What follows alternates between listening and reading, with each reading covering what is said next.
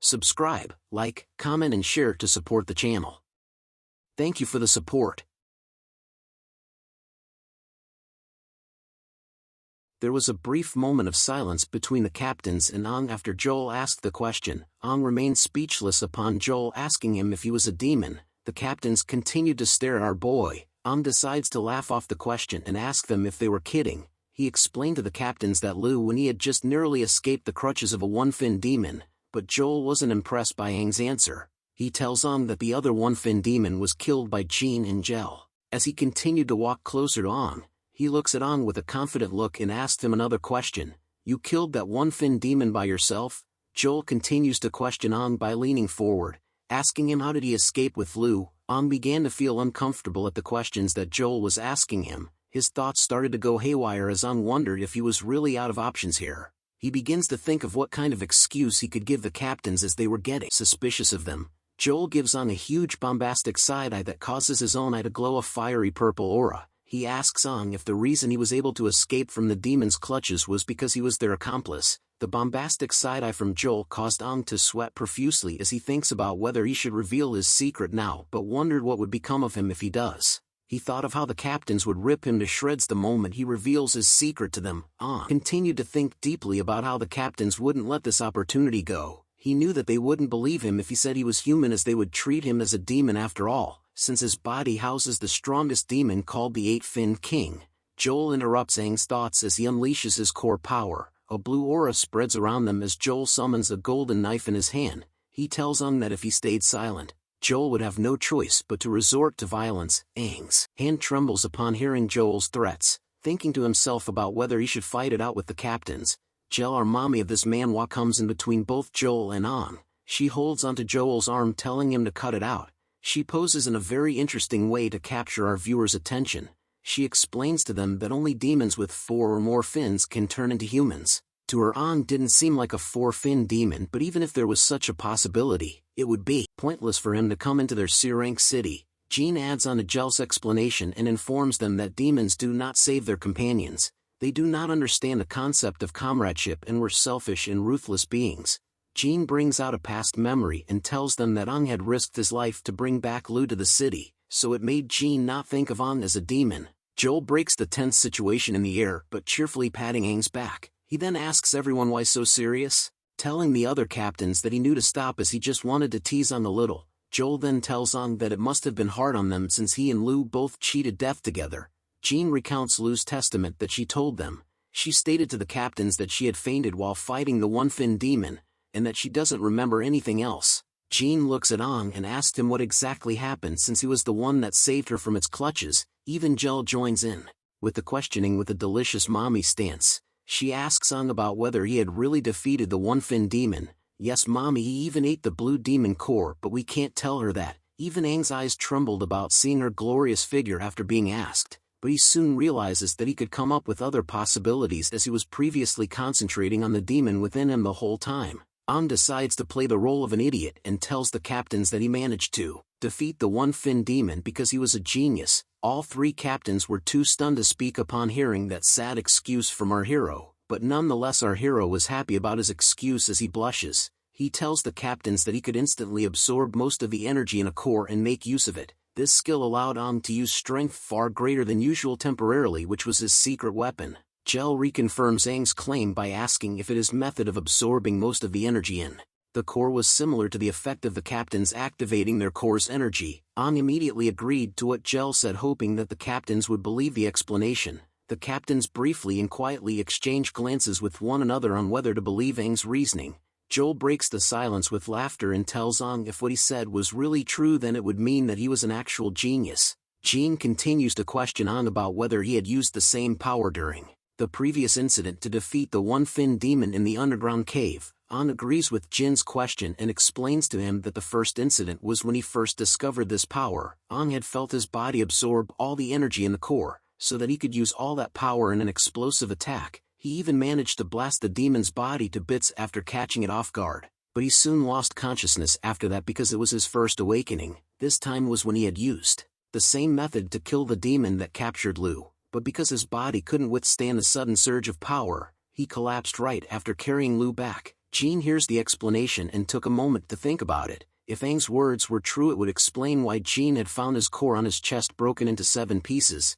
It was probably caused by the absorption of power beyond the core's limits. But Aang was still sus to Jean as he continues to wonder if that what happened, and if it meant that Aang was truly a genius. It's mommy time to speak as Jel tells Aang that if what he said was really true, then it meant that his ability was beyond his control right now, as his method was similar to how the captains would activate their core power. Jel explains to Aang that the captains had undergone a lot of training. When activating the energy, they can minimize the burden on their bodies because they can control the process. Hence it was important for Aang to not utilize this power before fully controlling it, as it could place him in danger. Jean pushes past mommy and tells Aang that he wanted to put his power to the test. Jean wanted to experience the powers of the so-called genius.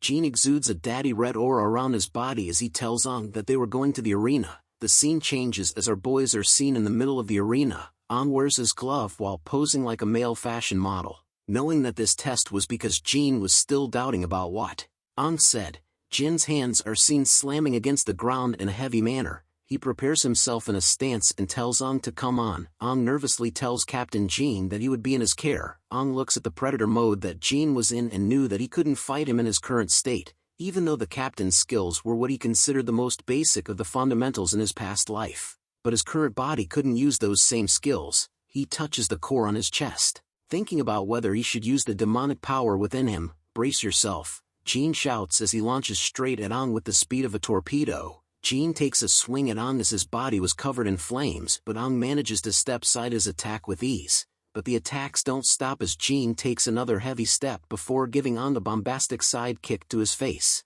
But Aang once again manages to dodge the attack by bending it like Beckham. His eyes were focused on the feet of Jean. Foot fetish maybe? Aang turns around to witness the immense power of Jin's kick as it made a massive gaping hole in the arena, just like your mom after spending a night with me. Just kidding. Jel shouts at Jean to not overdo it. Jean looks down upon Aang and informs him that other than the rest, his reaction time was pretty good. Aang continued to think that it was thanks to his battle experience from his past life that made his reaction time pretty good, but he was sure that this was his limit. Jean raises his fist high up in the air and tells Aang that it was time for him to take things seriously. Jin's fist attack slams into the ground as an explosive of dust and smoke is seen along with the destroyed ground. Smoke and dust could only be seen from where the both of them stood. Aang escapes from the explosive punch made by Jean, surprised at the fact that Captain Jean was destroying the arena as if it was his own private property. But Big Daddy Jean appears from behind with his hand stretches out to give Aang a big hug. His huge hand grips around Aang's neck, giving off choke me daddy vibes.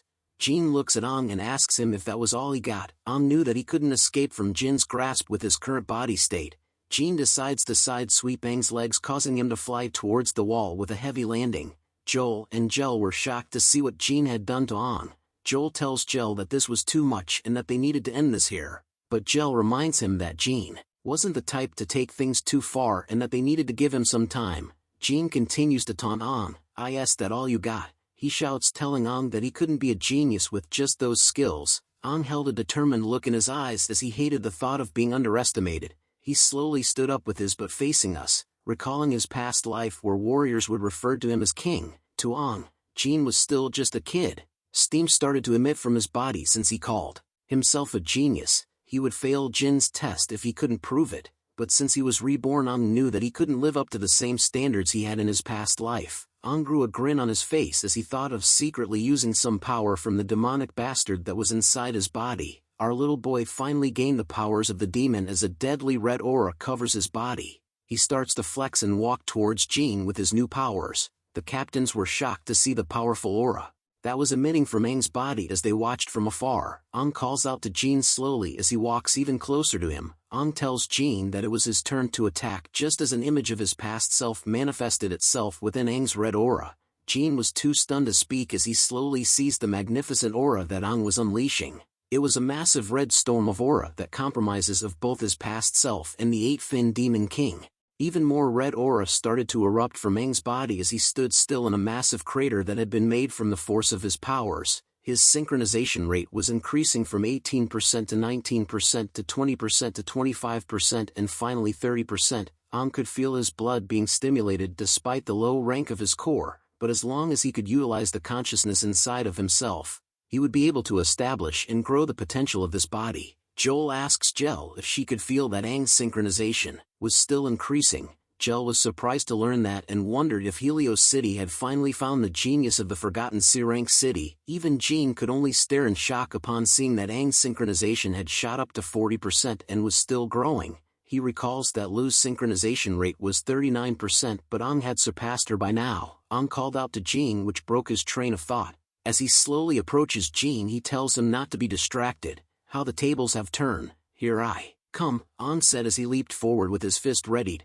His punch landed straight onto Jin's body, which catches him off guard. Jean smiled upon blocking Aang's attack, realizing that his speed was twice that of the usual and that his stats have gone up as well, but a smile crept onto Aang's face as he calls out to Jean once more. That was a feint attack, Aang shouts as he does a break dancer move on the ground, shocking Jean. Aang had returned the side sweep kick that Jean had given him from before. Jean continued to smile as he praises Aang in his head for doing a good job. Jean couldn't believe that Aang had taken the opportunity while he was being distracted. Jean had blocked him just to be hit in my lower half and lost my balance. What a clever way of attacking someone. But Aang's attack didn't stop there as he readies himself with another stance. Aang lets out one more ferocious high kick which Jean still manages to block with ease. Joel was amazed with the series of moves Aang had made, making him wondered where Aang got so much fighting experience from. Against someone known for their in-close combat, fighting so closely isn't very good of an idea, a voice said out loud, causing both Joel and Jel to turn around to see who it was. It was Sidhu Sun Gong, the Sidhu family's sect leader. Jel and Joel were happy to see him here and wondered how long he had been behind them as they couldn't even sense his presence. Sun Gong informs them that it hadn't been long. Joel informs him that they had to use the arena, which might have caused a minor inconvenience. Sun Gong was unsure whether the damages in the arena could be called minor, but Joel assures him that Jean would pay for the damages. But Sun Gong said it was alright as he just wanted to see the guy who had the same name as the greatest soldier to ever exist, and to see how well he fights back against Jean. Back to the fight. Jean manages to grab onto the ankle of Aang. The kick had forced him to move back a few inches. I've got you, Jean said with a confident look in his eyes. Sun Gong explains that in the past with Jean, when he was young, if he sees an opportunity to attack you, he'll catch it accurately, even if it's a brief moment. Not to mention that after years of fighting against demons in close combat, Jean had cultivated an incredible battle sense. Aang won't be able to free himself easily from the ankle grab. As Sun Gong was afraid that Aang was going to learn quite a heavy lesson, Jean could be seen with his fist raised high in the air, about to give Aang a beating like how our parents do to us. But Aang smiles and says, "No, I'm the one who caught you, squadron leader Jean." Just as his past self manifests itself in the form of a red aura around Aang, Aang once again bends it backwards like Beckham in the air, which surprises Jean. Aang returns a massive greeting to Jean by giving a huge headbutt.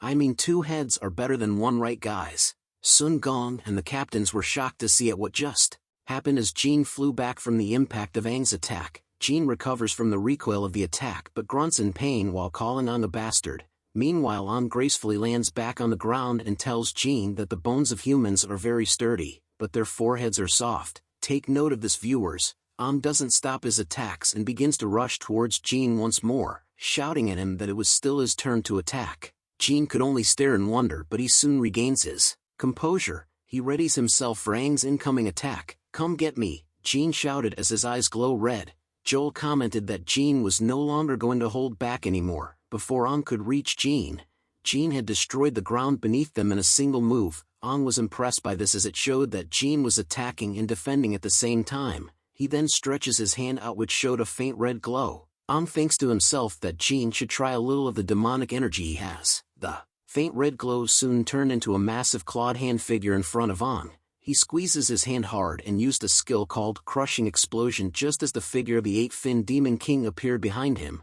Jean could only once again stare in shock as he sees that his attack had been blown away by Aang in a single move. The area was filled with smoke and dust. Aang quickly disappears from the sights of Jean in an instant. Aang then reappears once again from behind Jean just as Jean did to him before. Jel noted that Aang was using Jin's move of using the smoke to get into an opponent's blind spot against Jean himself. Joel called Aang a petty guy. Imagine getting your move stolen in front of your eyes, guys. Painful. Sun Gong tells the captains that they were wrong because Aang had an incredible learning ability. Jean was able to turn around in time to face Aang's attack head-on. He shouts at Aang, "That's my move.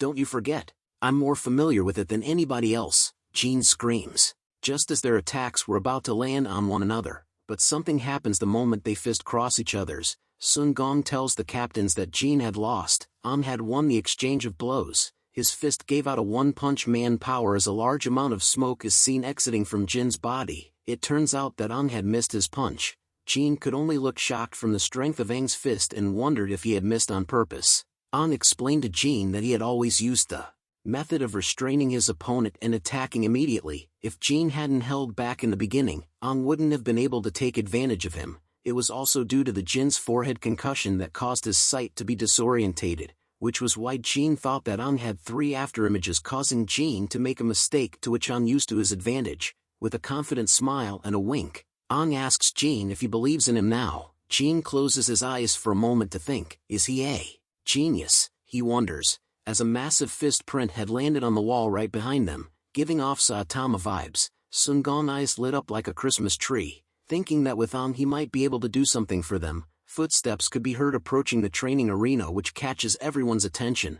Our 2 waifus and Snow appeared at last. Shujio asked them why they haven't shown up for dinner yet, as the Liu family had prepared a variety of delicious food in an extra-large room, but her face was filled with shock over what she sees in the training arena. What did you guys do? She shouts. An chuckles nervously and tells her that most of the damage was done by Captain Jean.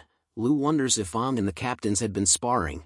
Joel teases Jean that he had lost against An, but An tells him that it was because Captain Jean was used to fighting against demons and was not used to fighting a brat like An. Sun Gong laughs out loud, telling An that there was no need to be so humble, and since they had sparred enough they should celebrate with a good dinner now. An thanks Sun Gong for the offer and tells him that he was going first. Sun Gong stares at An leaving in silence. He thought about the characteristics he had shown, such as unwilling to admit defeat, strong, knows how to handle things well since he helped Jean save face. Both his strength and intelligence are full of potential. Sun Gong then calls out to Liu. He looks at her and tells her that An wasn't too bad, and if she was interested in him, of course she is. Our boy is the main character, HUH, she shouts as her face blushes while being shocked over what her father had asked her. Thanks for watching the latest part from the voice of Manhwa. Subscribe for more content and don't forget to comment below what you want to see in the future. Like and share for more.